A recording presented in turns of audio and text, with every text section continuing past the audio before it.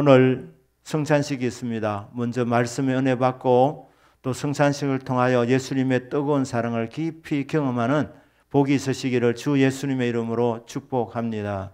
아멘.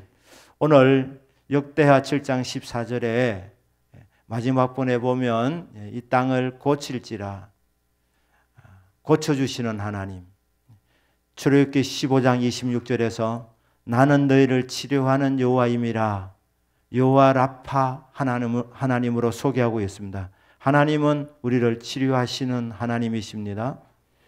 영육을 치료하시는 분입니다. 영혼의 병을 우리는 죄라고 합니다.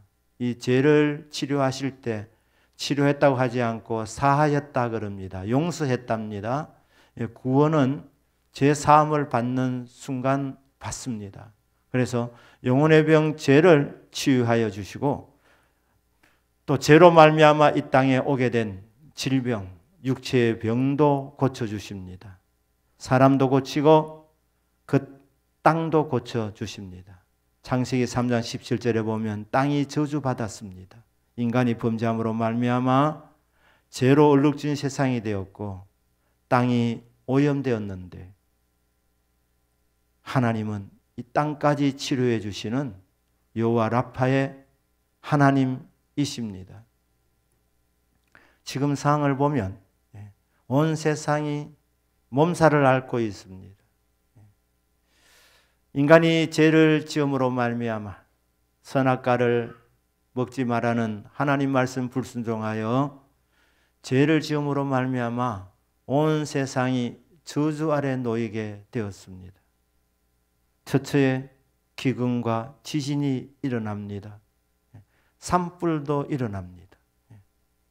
우리나라는 먼 나라 일인 줄 알았는데 원래 보니까 우리나라도 예가 아닙니다. 우리나라도 지금 지진이 일어나고 있습니다. 홍수가 나고 이상 기온이 발생하고 전염병이 돌고 있습니다. 메르스, 그 다음에 사스, 코로나, 앞으로도 또 어떤 전염병이 돌지 모릅니다. 온 세상이 저주 아래 놓여 있고 온 세상이 병으로 말미암아 신음을 하고 있습니다. 그런데 복음이 무엇입니까? 나는 여호와 라파, 치료하는 하나님이랍니다. 하나님께서 영육을 치료해 주십니다. 그런데 오늘 본문을 보시면 치료의 과정이 있습니다. 이 과정을 통하여서 하나님은 주의 백성들을 치료해 주십니다. 7장 14절입니다. 내 백성이 악한 길에서 떠나, 악에서 떠나는 것입니다. 치료받으려면 제일 먼저 해야 될 일이 뭡니까? 악한 길에서 떠나는 것입니다. 쉽게 말하면 악한 길에서 떠나 하나님께로 돌아오는 것입니다. 회개하는 것입니다. 뉘우치고 고치는 것. 먼저 내가 죄인이구나 깨닫고 애통해 하는 것. 슬퍼하는 것. 내가 하나님 마음을 아프게 했구나. 큰 죄인이구나 깨닫고 애통하는 것. 이게 회입니다. 그 다음에 고친 데까지 나가야 됩니다. 악한 길에서 떠나야 합니다. 여러분, 죄가 무엇입니까? 악이 무엇입니까? 근본적으로 하나님 안 믿는 것이 죄입니다. 아멘이십니까? 하나님 안 믿는 것이 악입니다. 좀 더 쉽게 말하면 예수님 안 믿는 것이 죄라는 것입니다. 예수님 안 믿는 것이 악입니다. 왜냐하면 세상 모든 사람들이 하나님의 절대 기준을 충족시킨 사람이 한 사람도 없습니다. 그렇기 때문에 모두가 다 죄인입니다. 그런데 이 죄인을 구원하시기 위해서 하나님이 예수님을 보내주셨습니다. 그런데 그마저 거절하면 그게 가장 큰 악행입니다. 가장 큰 죄입니다.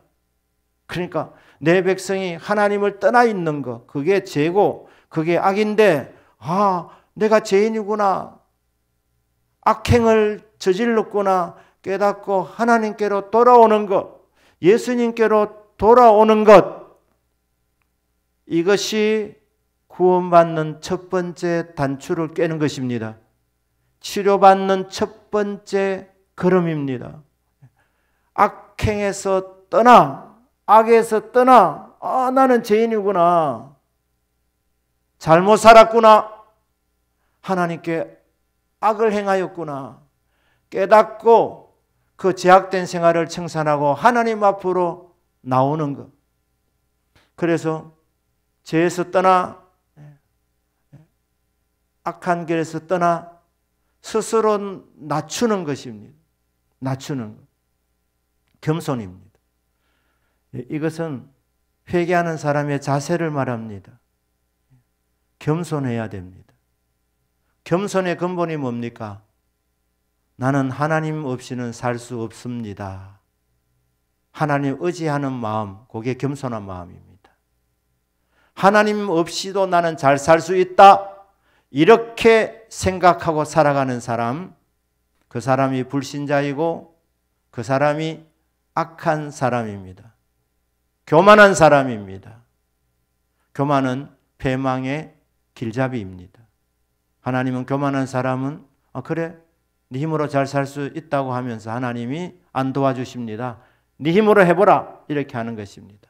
그러니 하나님 앞에 죄인임을 알고 악한 길에서 떠나 겸손한 마음으로 마치 탕자처럼 아버지, 내가 하늘에 죄를 지었사오니, 하늘과 아버지께 죄를 지었사오니 불쌍히 여겨 주옵소서. 그렇게 겸손한 마음으로 돌아올 때 하나님 아버지께서 받아주실 줄로 믿습니다. 악한 길에서 떠나 스스로 낮추어 기도하여 하나님께 기도하는 것입니다. 구하는 것입니다. 찾는 것입니다. 내 얼굴을 찾으면, 하나님의 얼굴을 찾으면 하나님이 만나 주십니다. 다른 은혜 구하는 것이 아닙니다. 하나님을 구하는 것입니다. 저는 하나님 한 분으로 만족합니다. 하나님을 구할 때, 하나님을 찾을 때, 그때 하나님께서 주님의 백성들에게 얼굴빛을 비추어 주십니다. 교제가 일어납니다. 만나 주십니다. 그러면 주님이 우리를 만나 주시면서 너 많이 아프구나, 여호와 라파 하나님께서 치유도 해주시는 겁니다. 상처가 많은 사람 하나님이 쓰다듬어 주십니다. 어루만져 주실 때 위로를 받는 것입니다. 내 백성이 하나님을 찾으면 내가 이 땅을 고치리라.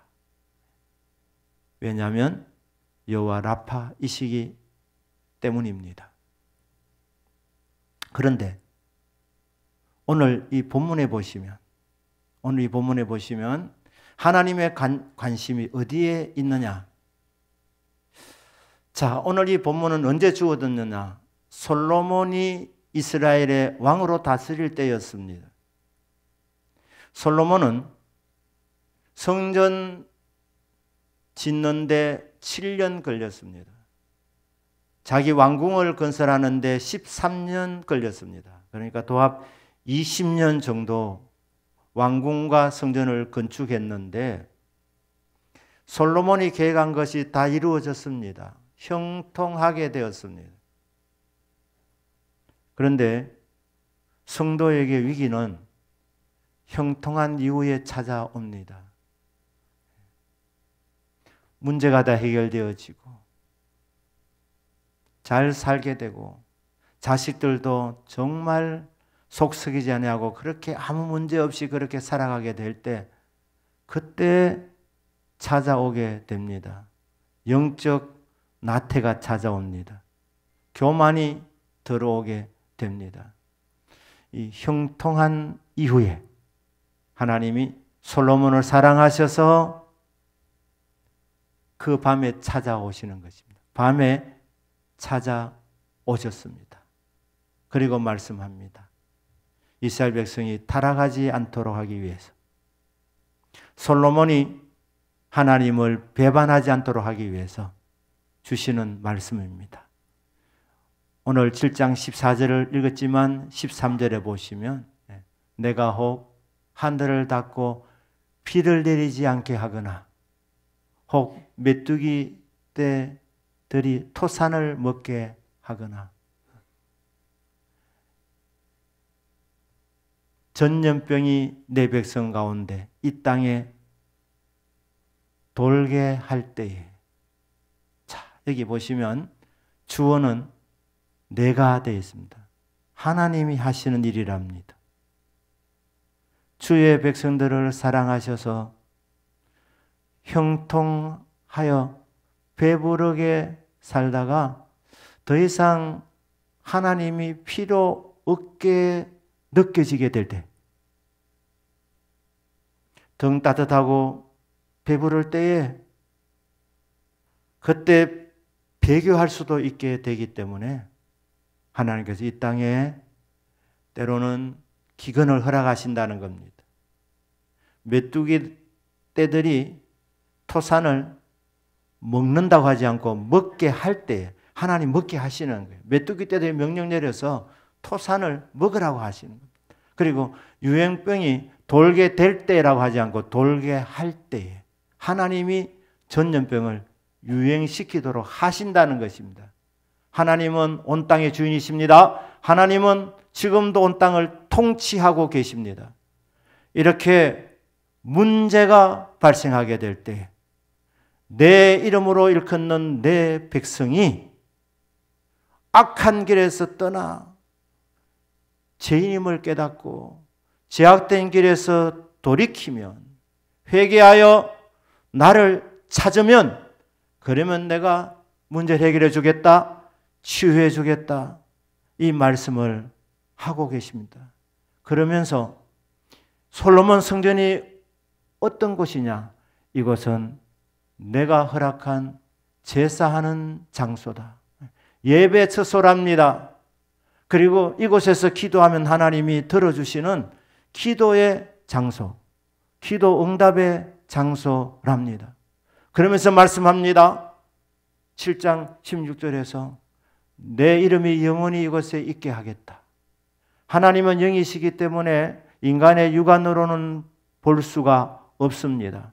그래서 하나님이 이곳에 임재하신다고 말하실 때 뭐라고 말하느냐? 내 이름이 거기 있겠다 하시는. 그러니까 성전은 하나님의 임재의 장소입니다. 하나님이 찾아오셔서 우리가 이곳에서 제사를 드릴 때, 예배를 드릴 때 하나님이 그 예배를 받으시는 장소입니다. 임재의 장소입니다. 교회가 그런 곳입니다. 교회는 하나님이 임재하는 장소입니다. 그리고 하나님의 마음과 눈이 항상 거기에 있다고 말씀하십니다. 하나님의 관심은 교회에 있습니다.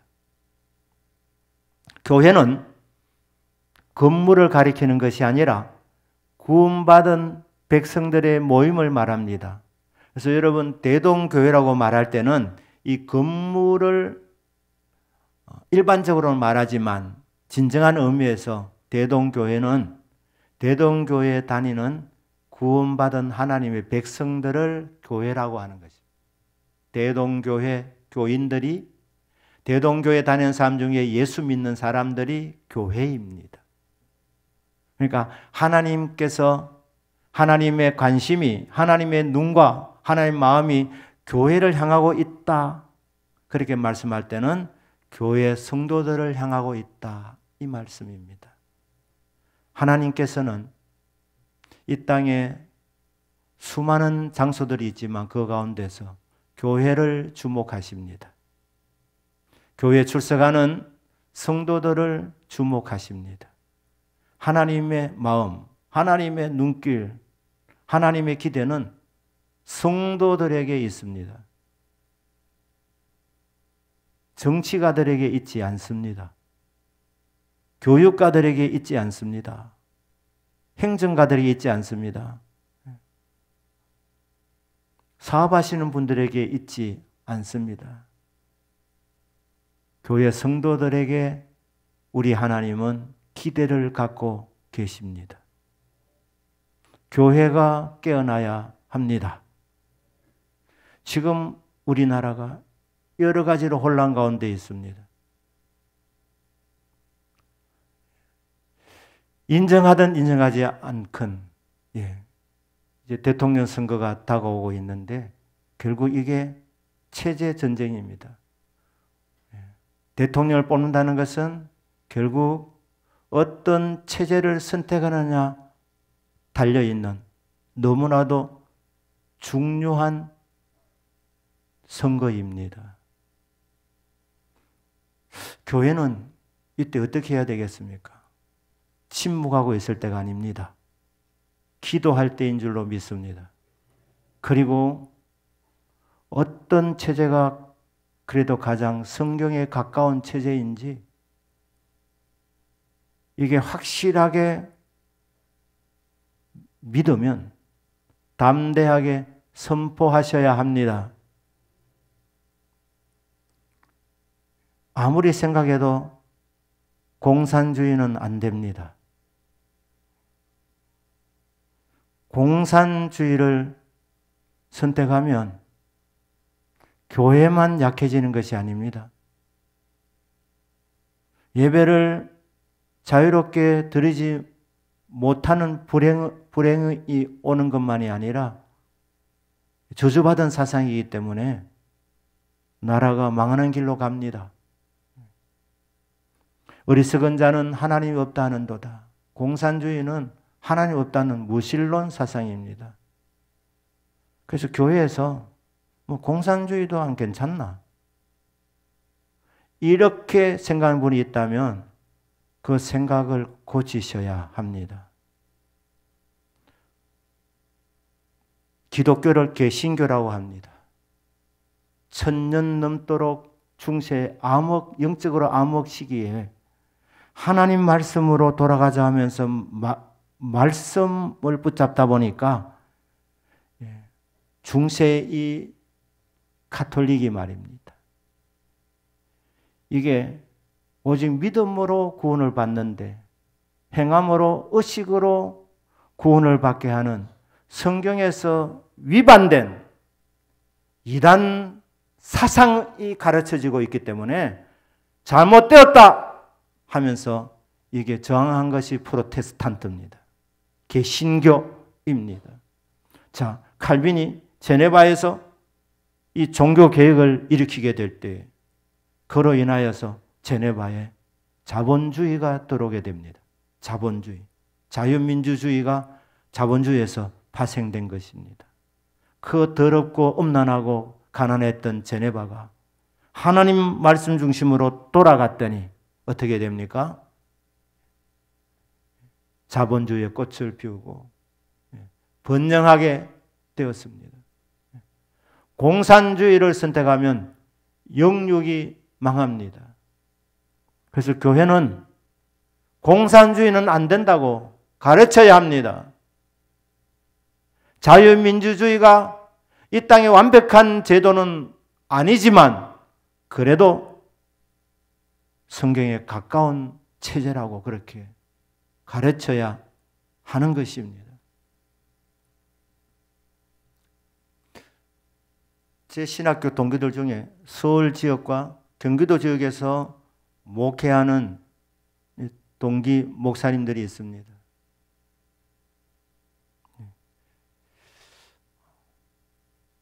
제가 강단에서 그래도 용감하게 자유민주주의를 그렇게 이야기한다고 하는 동기 목사님도 계십니다.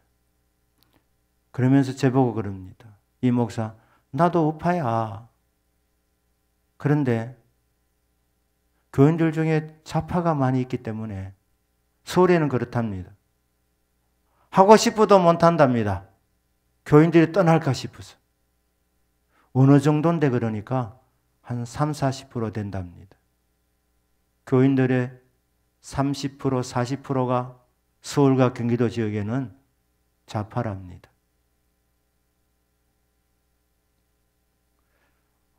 어떻게 보면 강단에서 자유민주주의를 이렇게 얘기하면 요즘 극우 목사로 이렇게 몹니다. 프레임을 그렇게 씌웠습니다. 극우. 정치 목사랍니다. 아니, 공산주의가 안 된다는 게 이게 정치하는 것입니까? 정치학에서는 정치적이라는 단어를 폴리티칼이라고 그럽니다. 폴리티칼. 비정치적이라는 단어는 앞에 A자를 붙여서 어폴리티칼이라고 그럽니다. 그러면서 정치학에서는 정치적이든 비정치적이든 모든 인간은 다 정치적이다. 이런 거예요. 그러니까 폴리티칼한 사람도 정치적이고 어폴리티칼한 사람도 정치적입니다.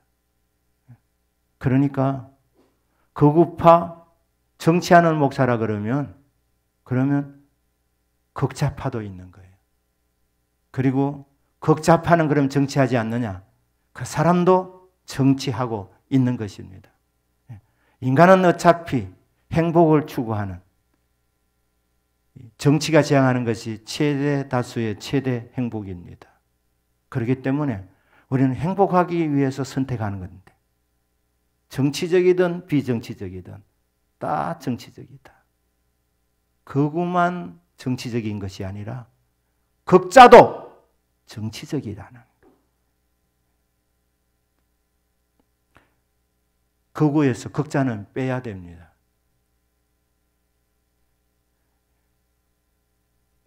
우파입니다. 우파. 기독교는 공산주의와 공존할 수가 없습니다. 유신론과 무신론이 같이 갈 수는 없습니다. 공산주의가 들어서면 교회는 약해지게 되어져 있습니다. 칼 마르크스가 사회주의를 이야기하면서 사회주의가 제일 먼저 유럽에 들어서면 독일이 될 것이라 얘기했습니다. 자본주의가 발달하면 한계에 부딪혀서 결국 공산주의로 넘어갈 것이기 때문에 독일이 공산주의가 제일 먼저 될 것이라 러시아는 공산화되기 어렵다고 생각했습니다. 왜냐하면 러시아 국민의 8, 90%가 러시아 정교의 기독교인들이었기 때문에 아니 기독교인들이 전 국민의 8, 90%인데 어떻게 공산주의가 들어갈 수 있겠는가? 들어갈 수 있습니다. 그렇기 때문에 대한민국의 기독교인이 1000만 명인데 뭐 무슨 일이 일어나겠나? 공산주의로 넘어가겠나? 아닙니다. 우리는 러시아만큼 8, 90%는 아니지 않습니까? 그래도 역사에 보면 공산주의로 넘어가는 경우가 있는데 넘어가면 망합니다.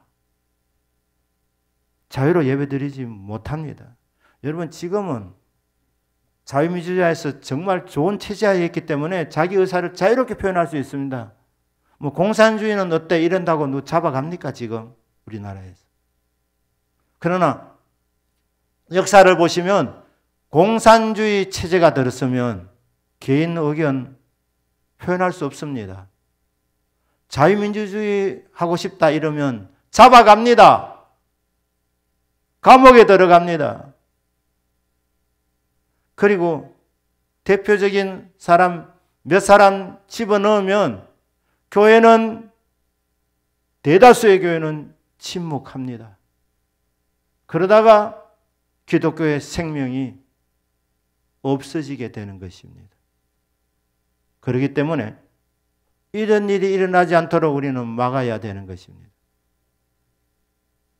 6월 3일 대통령 선거에서 자유민주주의를 가장 확실하게 굳건하게 세울 지도자를 하나님 뽑아 주십시오. 그리하여 단정하고 고요한 중에 하나님을 예배드리며 세계 선교의 앞장서는 1등 국가가 되게 해 주십시오. 기도할 때입니다.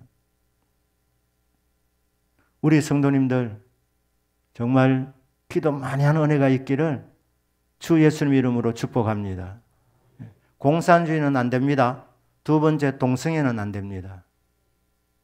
하나님께서 가증하게 여기는 죄입니다. 죄가 다 같은 죄가 아닙니다.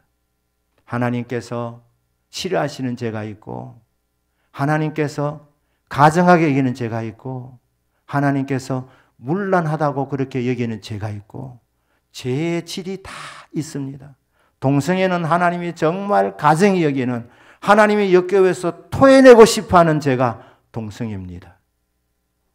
소련이 무너지면서 공산주의자들이 낙심을 해줬습니다.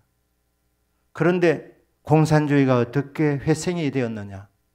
유럽에서 제일 먼저 프랑스에서 동성애가 들어가게 됩니다. 동성애가 들어가면 가정이 파괴됩니다. 교회를 무너뜨려야 동성애가 활개를 치게 되는데, 교회를 무너뜨리는 가장 쉬운 방법이 뭐냐? 가정을 파괴하는 것입니다. 가정을 파괴하려면 동성애 하면 되는 겁니다. 남자와 여자가 그렇게 결혼을 해서 자녀를 낳고, 이게 자연의 원리인데, 창조 원리인데, 동성끼리 결혼하면 자식이 나지 않습니다. 그럼 가정이 무너지게 되어져 있습니다.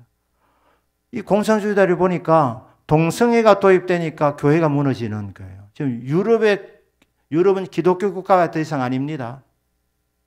거기다 이슬람까지 판을 치게 됩니다. 이슬람도 손을 잡는 거예요. 왜? 기독교를 무너뜨리기 위해서. 동성애도 힘을 합쳤습니다. 그래서 가정을 파괴시키고 교회를 무너뜨려서 자기들의 세상을 만들려고. 그 세상이 무신론 세상 아닙니까? 공산주의 세상 아닙니까? 이런 일이 일어나지 않도록 우리 성도님들 기도하셔야 될 줄로 믿습니다. 또 뭐가 안 됩니까? 종교다원주의는 안 됩니다. 다른 종교에도 길이 있다? 안 됩니다. 예수님만이 유일한 길이요, 유일한 생명이요, 유일한 진리입니다. 예수님 외에는 구원 없습니다. 다른 종교, 불교의 구원 없습니다. 이슬람의 구원 없습니다. 예수님 말씀에 근거해서 이렇게 전하는 것입니다. 주님께서 다시 오실 때까지 우리 대한민국은 예수 그리스도 외에는 구원이 없다는 이 진리가 교회 강단에서 제지받지 않고 선포될 수 있기를 축복합니다. 동성애는 하나님이 가정에 있는 죄라고 그렇게 선포해도 붙들려가는 일이 없는 그런 나라가 되기를 주 예수님의 이름으로 축복합니다. 저희 교회 다니는 어떤 두 자매가 말입니다. WEA에 대해서 질문을 하면서 우리 교회도 거기 가입되어 있느냐고. 저는 쉽게 생각했습니다. 왜냐하면 거기 복음주의 신학교, 미국의 유수한 신학교, 거기 다 복음주의 학교들인데 제가 거기서 공부를 했지만 다 교수님들이 복음주의적인 교수님들이었기 때문에 WEA 처음에 쉽게 생각했습니다. 그 자매가 교회를 떠났습니다. 대동교를 떠났다 이 말입니다. WEA에 대해서 확실한 입장을 밝혀달라고. 그게 10년, 한 6년 전인데 저는 그 WEA가 그렇게 심각한 줄 몰랐습니다. 제가 다니는 트리니티 신학교도 복음주의 신학교이기 때문에 교수님들이 다 복음적이었기 때문에. 그런데 말입니다. 뒤에 감춰져 있는 독소 조항들이 있는 거예요. 이게 로잔입니다. 로잔대.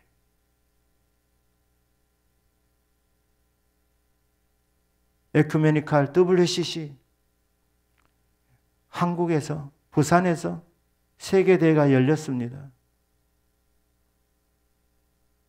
그 WCC 에큐메니칼이 뭡니까? 종교 통합입니다. 기독교 외에도 구원이 있을 수 있다고 길을 열어주는 것, 저주받을 가르침입니다.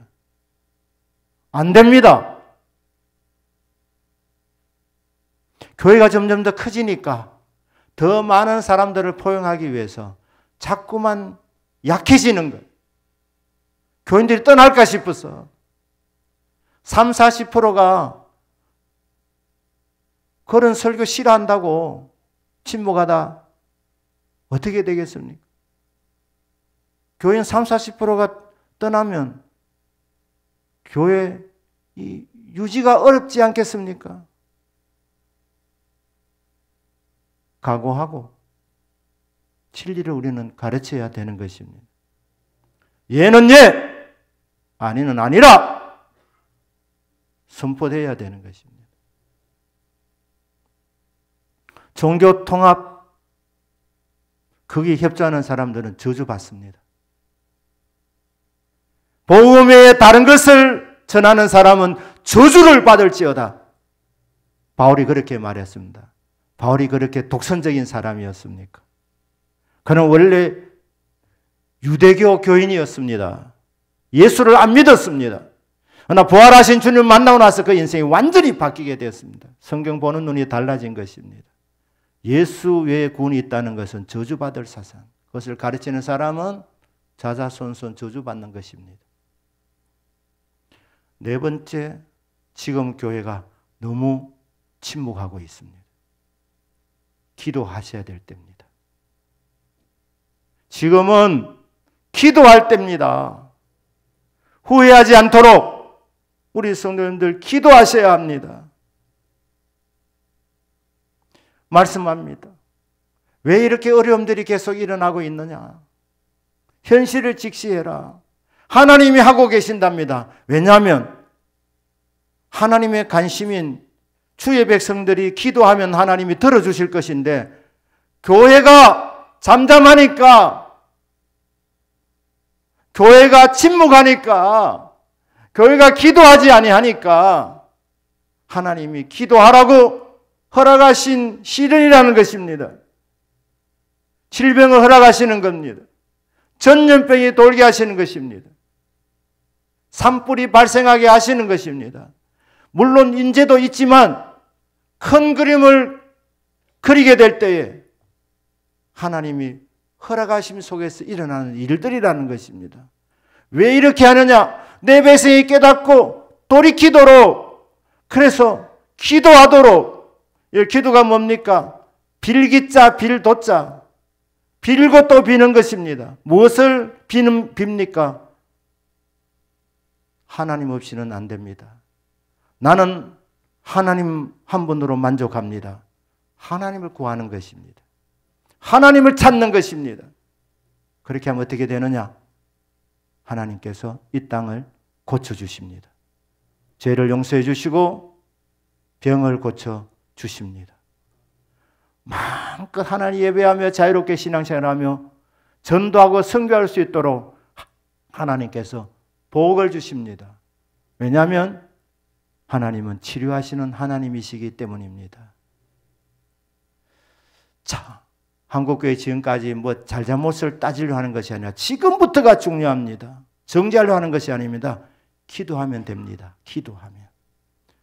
모두가 합심하여 기도하여 하나님의 얼굴을 찾으면 하나님이 만나주시고 하나님이 치유해 주신다는 것입니다. 그래서 역대하 7장 14절 내 백성이 하나님을 찾으면 만나주시고 내가 이 땅을 고치리라. 이 말씀이 이루어지기를 주 예수님의 이름으로 축복합니다. 아멘. 기도하십시다.